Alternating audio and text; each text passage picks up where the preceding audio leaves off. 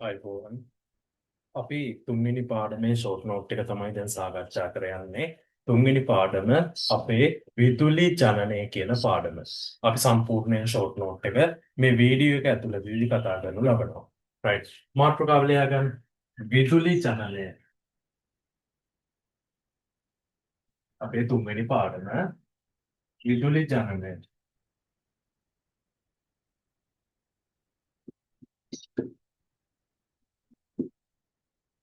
විදුලි ජනනය කියන පාඩම තමයි අපි දැන් සාකච්ඡා කරන්නේ. හරි. මම මේ වීඩියෝ එකේ කියනවා මේක මම වීඩියෝ එකක් විදියට දාන නිසා ඔයාලට අමතරව ලියන්න කාලය දෙන්නේ නැහැ. ඔයාලා වීඩියෝ එක නවත්තලා ලියන්න ඕනේ. ඊට පස්සේ ආයෙත් වීඩියෝ එක ඔන් කරගෙන පාඩමේ ඉතුරු කොටස බලාගෙන යන්න පුළුවන්. හරිද? right. විදුලි ජනනය. ඒ කියන්නේ විදුලි ජනනය කියන මාතෘකාවෙන් අපිට පැහැදිලි වෙනවා විදුලි ජනනය. ඒ කියන්නේ විදුලිය නිපදවීම ගැන තමයි මේ පාඩමේදී අපි සාකච්ඡා කරන්නේ. හරි. මුලින්ම විදුලි ජනනය කියන මාතෘකාව යටතේ මුලින්ම අපිට ලියා ගන්න ඕනේ අනුමාතෘකාව විද්‍යුත් ප්‍රභව. අපේ මුල්ම අනුමාතෘකාව විද්‍යුත් ප්‍රභව. විද්‍යුත් ප්‍රභව කියන අනුමාතෘකාවට අපි යමු. විද්‍යුත් ප්‍රභව. right. හරි. දැන් බලන්න බෝඩ් එක දිහා බලන්න. හරි. විද්‍යුත් ප්‍රභවයක් කියලා කියන්නේ දරුවෝ විදුලිය හදන කෙනෙක්. විදුලිය නිපදවන කෙනෙක් තමයි විද්‍යුත් ප්‍රභවයක් කියලා කියන්නේ. විදුලිය නිපදවන උපකරණයක් යම්කිසි තියෙනවා නම් ඒකට අපි කියනවා විද්‍යුත් ප්‍රභවයක් කියලා. විද්‍යුත් ප්‍රභවය විදුලිය නිපදවන කෙනෙක්, හදන කෙනෙක්. එයාට තමයි අපි කියන්නේ විද්‍යුත් ප්‍රභවයක් කියලා. හරිද? උදාහරණයක් විදුලිය නිපදවන්නේ ඔව් සියලුම බැටරි වර්ගනේ අපි දන්නවනේ බැටරි තුල අන්තර්ගත වෙනවා රසායනික ද්‍රව්‍ය. ඒ රසායනික ද්‍රව්‍ය මගින් විදුලිය නිපදවනවා. ඔව් බැටරි. ඒතර බැටරිය කියන්නේ විද්‍යුත් ප්‍රභවයක්. ඊළඟට ඩයිනමෝව. ඔව් ඩයිනමෝව තුල වෙන එක අපි ඉදිරියේදී කතා කරමු. ඩයිනමෝව මොකද කරන්නේ? ඩයිනමෝව කරකවනකොට අපි මොකද කරන්නේ? ඒකෙන් විදුලිය හදනවා. විදුලිය නිපදවනවා නම් උපකරණ කිව්වා අපි විද්‍යුත් ප්‍රභවයක්. එහෙනම් ඩයිනමෝව කියන්නේ විද්‍යුත් ප්‍රභවයක්. ඊළඟට තව විද්‍යුත් ප්‍රභව මොනවද? ඔව් ඊයම් අම්ල ඇකියුමිලේටර් කියලා උපකරණයක් තියෙනවා. ඒකත් බැටරි වර්ගයක්. අපි කාර් බැටරි කියලා කියන්නේ. ඒවට තමයි ඊයම් අම්ල ඇකියුමිලේටර් කියලා අපි කියන්නේ. ඊළඟට තව විද්‍යුත් ප්‍රභව තියෙනවා. හරි බොත්තම් කෝෂ, වියලි කෝෂ අර මේ වගේ තියෙන්නේ. බලන්න. මෙන්න මේ වගේ වල දැකලා ඇති බැටරි ටිකක් ලොකුයි බැටරි එක. මේවට කියන්නේ වියලි කෝෂ කියලා. අන්න ඒ වගේ විවිධ විද්‍යුත් ප්‍රභව තියෙනවා. විදුලිය උත්පාදනය කරන ලබන ප්‍රභව. දැන් මම මෙහෙම කියනවා. බල්බයක් විද්‍යුත් ප්‍රභවයක් වේද? බල්බයක් නෑ. බල්බයක් විද්‍යුත් ප්‍රභවයක් නෙවෙයි. එයා විද්‍යුත් උපකරණයක්. විද්‍යුත් උපකරණයක් කියලා කියන්නේ විදුලිය භාවිත කරලා එයා යම්කිසි කාර්යයක් කරනවා. අන්න එහෙම උපකරණයකට කියනවා විද්‍යුත් උපකරණයක්. එහෙනම් විද්‍යුත් උපකරණයක් කියන්නේ විදුලිය භාවිත කරන උපකරණයක්. හැබැයි විද්‍යුත් ප්‍රභවයක් කියන්නේ විදුලිය හදන කෙනෙක්, විදුලිය නිෂ්පාදනය කරන කෙනෙක්, විදුලිය උත්පාදනය කරන කෙනෙක්. අන්න එයා තුල විදුලිය හදන්න ඕනේ. බල්බයක් තුල විදුලිය හදන්නේ නැහනේ. බල්බයක් පත්තු වෙන්න නම් අපි බාහිරින් විදුලිය දෙන්න ඕනේ. එතකොට තමයි බල්බයක් දැල් වෙන්නේ. අන්න එහෙනම් එයා විද්‍යුත් ප්‍රභවයක් නෙවෙයි. බල්බය කියන්නේ විද්‍යුත් උපකරණයක්. විද්‍යුත් ප්‍රභවයක් කියන්නේ විදුලිය හදන කෙනෙක් නැත්නම් විද්‍යුත් උත්පාදනය කරන ලබන උපාංග වලට අපි කියනවා විද්‍යුත් ප්‍රභව කියලා. right. විද්‍යුත් ප්‍රභව කියලා මාතෘකාව ලිව්වනේ. ඒ මාතෘකාව යටතේ තරු ලකුණක් දාලා ලියා ගන්න. තරු ලකුණක් දාලා ලියා ගන්න. විද්‍යුත් ප්‍රභව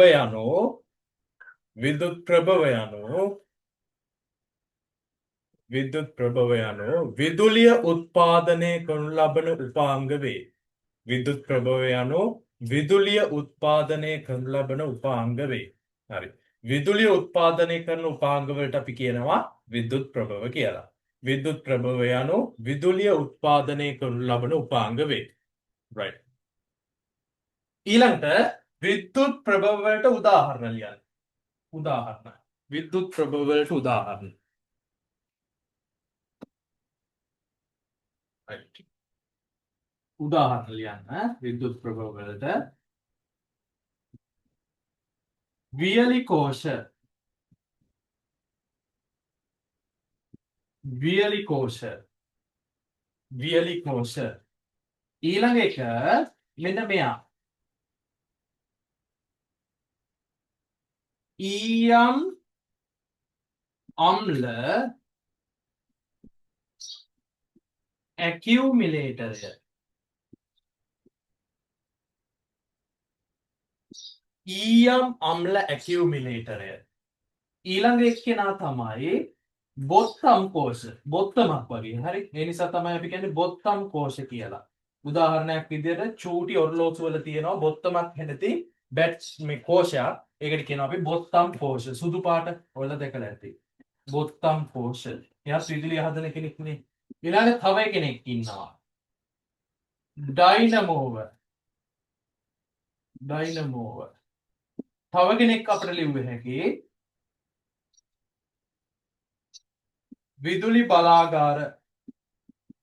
විදුලි බලාගාරත් මෙන්න මේ විද්‍යුත් ප්‍රභවයකට අයිති වෙනවා. මොකද විදුලි බලාගාර වලින් විදුලිය හදනවනේ. එතකොට එයත් විද්‍යුත් ප්‍රභවයක් වෙනවා. right. මෙන්න මේ වගේ උදාහරණ කිහිපයක් අපි ලියාගන්න. right. මම ලියන්න වෙලාව දෙන්නේ නැහැ. ඔයා ලියන්න. ලියලා වීඩියෝ එක නවත්තලා ලියන්න. ඊට පස්සේ වීඩියෝ කොල් කරගෙන පාඩමේ ඉතුරු ටික බලා ගන්න. right. ඊළඟට අපි යනවා ඊළඟ අනුමාත්‍රිකාව ලියා ගන්න.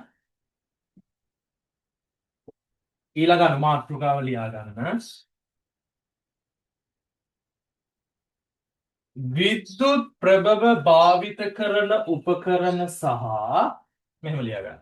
විද්‍යුත් ප්‍රභව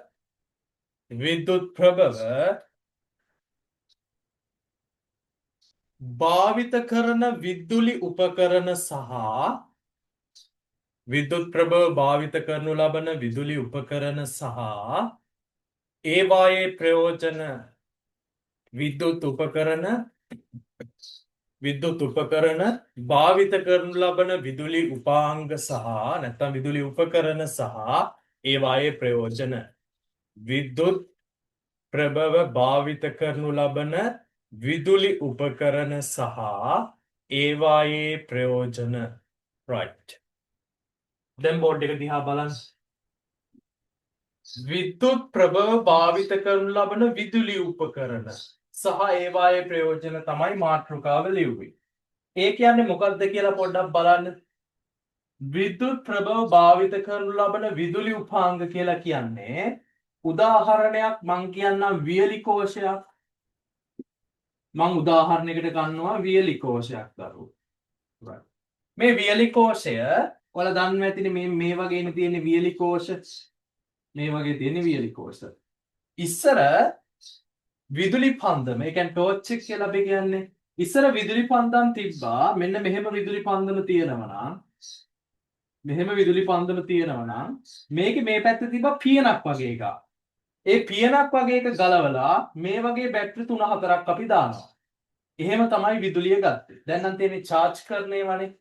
නේ ආරෝපණය කරන්නේවනේ. ආරෝපණය කරන විදුලි පන්දම් වල මේක තුල බැටරියක් තියෙන්නේ. ඒකත් විද්‍යුත් ප්‍රභවයක්. හරි. හැබැයි ඉස්සර තිබ්බු විදුලි පන්දම් වල බැටරියක් නෙමෙයි දරුවෝ තිබ්බේ. අපි පිටතින් වියලි කෝෂ දැම්මා ඒ වියලි කෝෂ දැම්මා ඒ විදුලි පන්දම තුලට. right. එහෙනම් වියලි කෝෂ භාවිත කරන උපකරණයක් තමයි මොකද්ද? විදුලි පන්දම. ඒ කියන්නේ මෙන්න විද්‍යුත් ප්‍රභවය මෙයා විද්‍යුත්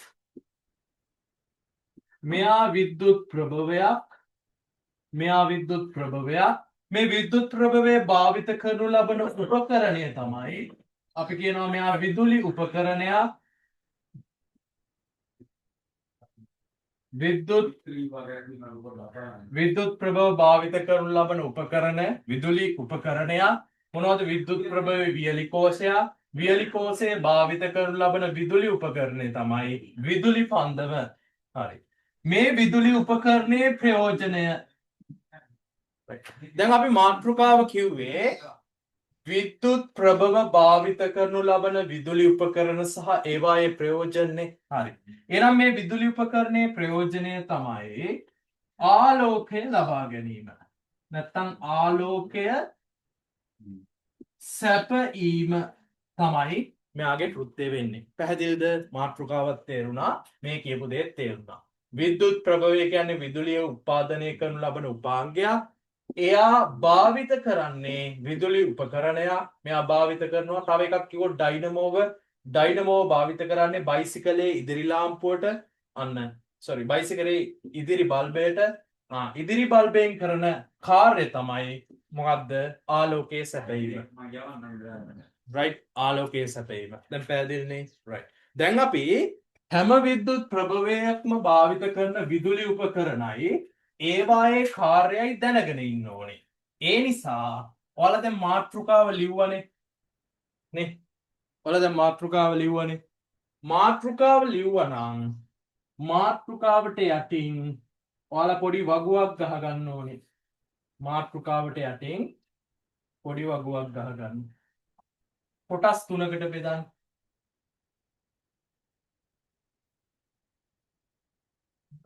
කොටස් 3කට බෙදන්න වගුව. එක පැත්තක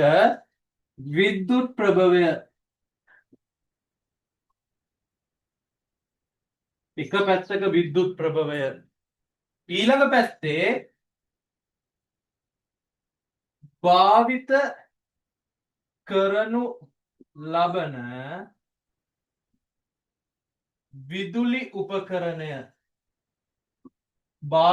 ලබන විදුලි උපකරණය අනිත් පැත්තේ ඒකෙන් තියෙන ප්‍රයෝජනය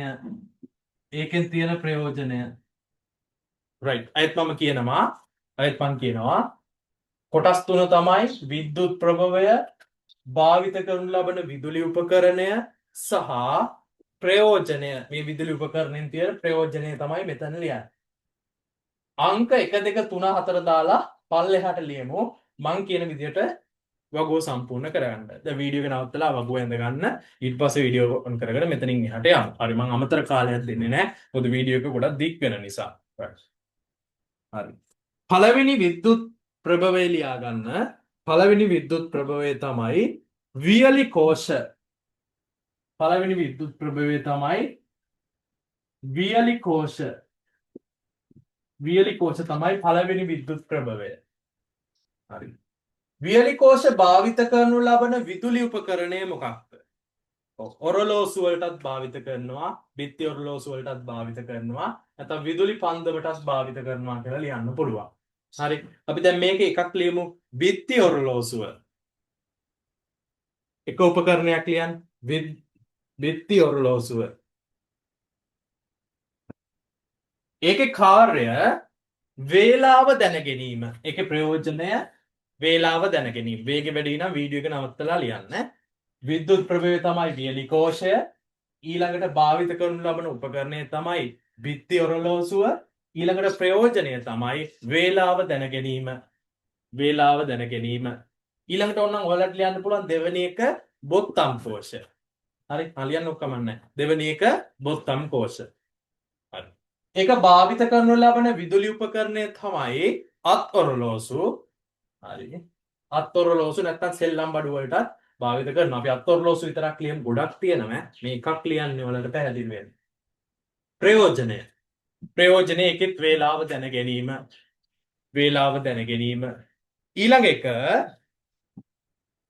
ඊළඟ එක විදුලි බලාගාර. ඊළඟ විද්‍යුත් ප්‍රභවය විදුලි බලාගාර. හරි. ඊළඟට මේ විදුලි බලාගාර වලින් කරන්ට් එක එන්නේ කොහොටද? අපේ ගෙදර වලට එනවා. අපේ ගෙදරට එන්නේ මෙන්න මේ විදුලි බලාගාරවල නිපදවන විදුලිය තමයි අපේ ගෙදරට එන්නේ. එතකොට අපේ ගෙදර ඒ විදුලිය භාවිත කරන විද්‍යුත් උපකරණයක් ඕනේ. විද්‍යුත් උපකරණ ගොඩක් තියෙනවා. අපි ලියමු එකක් බත් පිසිනය. රයිස් කුකර් කියලා කියන්නේ. බත් පිසිනය. හරි ලියන්න බත් පිසිනය. හරි. ඒකේ ප්‍රයෝජනය මොකක්ද? බත් පිසිනේ ප්‍රයෝජනය අන්න ලියන්න. ආහාර පිසීම තමයි ඒකේ කාර්ය වෙන්නේ. ආහාර පිසීම. ඊළඟ එක ලියා ගන්න. ඩයිනමෝව ඊළඟ විද්‍යුත් ප්‍රභවය 3. ඩයිනමෝව ඩයිනමෝව භාවිත කරනු ලබන විදුලි උපකරණය තමයි පාපැදියේ ඉදිරි ලාම්පුව. පාපැදියේ ඉදිරි ලාම්පුව. පාපැදියේ ඉදිරි ලාම්පුව. right. ඒකේ ප්‍රයෝජනය තමයි මොකක්ද? ආලෝකය ලබා දීම. ඒකේ ප්‍රයෝජනය තමයි ආලෝකය ලබා දීම. තව එකක් කියන්න. right. ඊළඟ එක. ඊයම් අම්ල ඇකියුමිලේටරය. ඊයම් අම්ල ඇකියුමිලේටරය. ඊයම් අම්ල ඇකියුමිලේටරය භාවිත කරනු ලබන විදුලි උපකරණයක් තමයි වාහන. ලියා ගන්න. වාහන වලට යොදා ගන්නවා. ඒකේ ප්‍රයෝජනය තමයි ප්‍රවාහනය. ඒකේ ප්‍රයෝජනය ප්‍රවාහනය. ඒකේ ප්‍රයෝජනය ප්‍රවාහනය. වාහනේ නැත්තම් මෝටර් රථය කියලාත් ලියා ගන්න පුළුවන්. right. ඔය විදිහට අපි කිහිපයක් ලිව්වා. මෙතනින් අපි වගුව ඉවර කරනවා. දැන් අපි පොඩ්ඩක් ගිහින් එමු. අපි ගිහින් එමු විවිධ විද්‍යුත් ප්‍රභව කොහොමද අපි එදිනදා ජීවිතයේදී භාවිත කරන්නේ කියලා. විවිධ විද්‍යුත් ප්‍රභව තියෙනවා. මේ විවිධ විද්‍යුත් ප්‍රභව එදිනදා ජීවිතයේදී භාවිත කරන්නේ කොහොමද කියලා අපි පොඩ්ඩක් ගිහින් මෙන්න මම වීඩියෝ එකක් මෙතන ප්ලේ කරනවා. ඒ වීඩියෝ එකෙන් ඔයාලට බලා ගන්න පුළුවන් එදිනදා ජීවිතයේදී විද්‍යුත් ප්‍රභව අපි යොදා ගන්න අවස්ථා ඒවායේ හා ප්‍රයෝජන අපට භාවිත කරන්න පුළුවන්. තව එකක් මැකේරුණා. අර වගුවටම තව එකක් ලියන්න. සූර්ය කෝෂ. අම්මෝ අමතකුණා ගොඩක්. හරි. සූර්ය කෝෂ. සූර්ය පැනල් දැකලා ඇතිනේ. කෝෂ ගොඩක් පිටුලා තමයි පැනල් හැදෙන්නේ. අපි ඉදිරියේදී සාකච්ඡා කරමු. සූර්ය කෝෂ. හරි. සූර්ය කෝෂවල භාවිත කරනු ලබන උපකරණ නම් නෑ එහෙම. නිවාස වලට තමයි භාවිත කරන්නේ. නිවාස වලටත් භාවිත කරනවා. විවිධ වාහන වලටත් භාවිත කරනවා. අපි නිකවට ලියමුකෝ විද්‍යුත් උපකරණ නම් එහෙම නෑ. අපි කමන්නේ. ලියමුකෝ අපි ලියමු මෝටර් රථ සඳහා කියලා. දැන් නවීන මෝටර් රථ ඇවිල්ලා තියෙනවානේ. සූර්ය බලයෙන් ක්‍රියාත්මක වන වෙනින් ලියමු. මෝටර් රථය. දැන් මෝටර් රථ. හරි. ඒකේ ප්‍රයෝජනයත් ප්‍රවාහනය එකක් දීලා දාන්න. හරි. දැන් මෙතන වීඩියෝ එකක් ප්ලේ වෙයි. ඒතර වීඩියෝ එක බලන්න. එදිනදා ජීවිතයේදී කොහොමද අපි විද්‍යුත් ප්‍රභව යොදාගන්නේ? ඒ විද්‍යුත් ප්‍රභව වල ප්‍රයෝජන මොනවද? හරි. ඒ විද්‍යුත් ප්‍රභව භාවිත කරන විදුලි උපාංග මොනවද කියලා පොඩි වීඩියෝ එකක් මම ප්ලේ කරන්නම් නිකන් ඔයාලගේ දැනුම සඳහා. හරි. විද්‍යුත් ප්‍රභව පිළිබඳව අපි බලමු. මේ තියෙන්නේ විදුලි බලාගාරයක සූර්ය රැහැන්, රිමෝට් එකක භාවිතය, පරිගණකවල භාවිතය, දුරකථනවල භාවිතය, බැටරි. විදුලි බලාගාර විද්‍යුත් ප්‍රභවයක් ලෙස මෙහිදී ක්‍රියා කරනවා. මේ පෙන්නේ විශාල විදුලි බලාගාරයක්.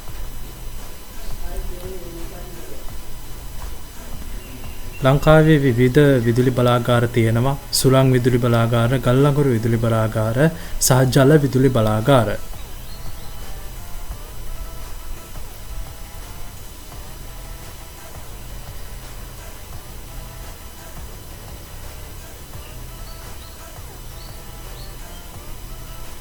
මේ ජල විදුලි බලාගාරයකදී සහ මේ සුළං විදුලි බලාගාරයක් මෙහිදී සුළඟේ ශක්තිය උපයෝගී කරගෙන ටර්බයිනයක් කරකවලා නැත්නම් අපි කියනවා ඩයිනමෝවක් කරකවලා විදුලිය ජනනය කිරීම මෙහිදී සිදු කරනවා.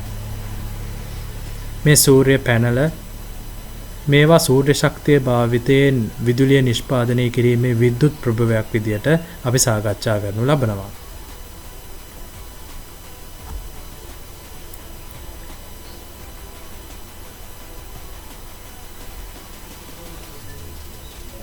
මේ තියෙන වියලි කෝෂ මේවත් විද්‍යුත් ප්‍රභවයක් විදියට අපි සාකච්ඡා කරනු ලබනවා. විදුලි පන්දම ඒ වගේම ඒ විදුලි බලාගාර වලින් ගන්නා විද්‍යුත් ප්‍රභව දුරකථන චාර්ජ් කිරීමට සහ ගොඩනැගිලි වල ආලෝකය ලබා ගැනීමට අපි මෙහිදී ප්‍රයෝජන විදියට භාවිත කරනවා. ආහාර පිසීමට, ලැප්ටොප් පරිගණකවල භාවිතය, AC භාවිතයට මෙන්න මේ ගෙදරට එන විදුලි බලාගාර වලින් ලැබෙන විද්‍යුත් ප්‍රභව භාවිත කරනවා. පිට රටවල් වල විදුලි දුම්රිය සඳහා විද්‍යුත් ප්‍රභව භාවිත කරනවා. පිටරට විදුලි ඉලෙක්ට්‍රොනික් කාර් සඳහා භාවිත කරනවා. මෙහිදී චාර්ජ් කිරීම කාර් චාර්ජ් කිරීම සිදු කරනවා. ඒ කියන්නේ කාර් එකේ බැටරියක් තියෙන්නේ. මේ බැටරිය චාර්ජ් කරන්න. ඒතර විද්‍යුත් ප්‍රභවයේ බැටරිය ප්‍රවාහනය සඳහා දායක වෙනවා. මේ ඔබට නිරීක්ෂණය කරන්න තියෙන්නේ පිටරට වෙනත් රටවල් වලදී භාවිත කරන පාරේ දැන් අපේ රටවල් වල නම් දරුවෝ පාරේ සෙට් තියෙනවනේ තෙල් ගහගෙන යන්න. හැබැයි පිටරට මේ වගේ චාර්ජ් කරගෙන යන මධ්‍යස්ථාන තියෙනවා. ඒ කියන්නේ කාර් එකේ දැන් බැටරිය බැස්සොත් එයාලට මග මධ්‍යස්ථානයක් තියෙනවා. සල්ලි දීලා චාර්ජ් කරගෙන යන්න පුළුවන්. මියුසික් සඳහා විදුලිය භාවිත කරනවා අපි.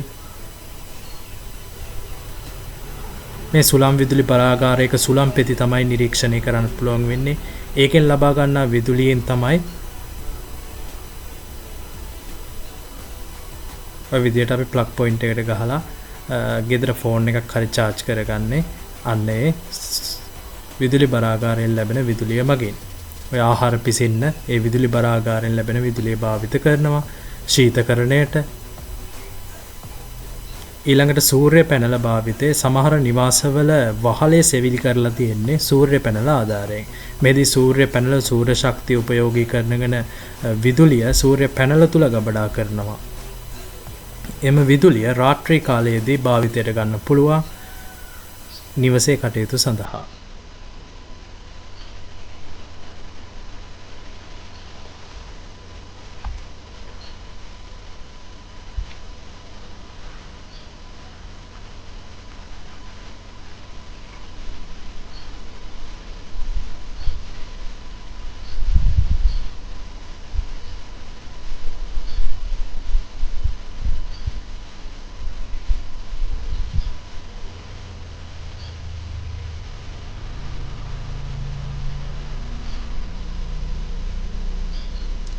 ජංගම දුරකථනයේදී භාවිත වෙන්නේ විද්‍යුත් ප්‍රභවයක් වන බැටරියක්. මේ උවට පෙනෙන්නේ විදුලි බලාගාරයක්.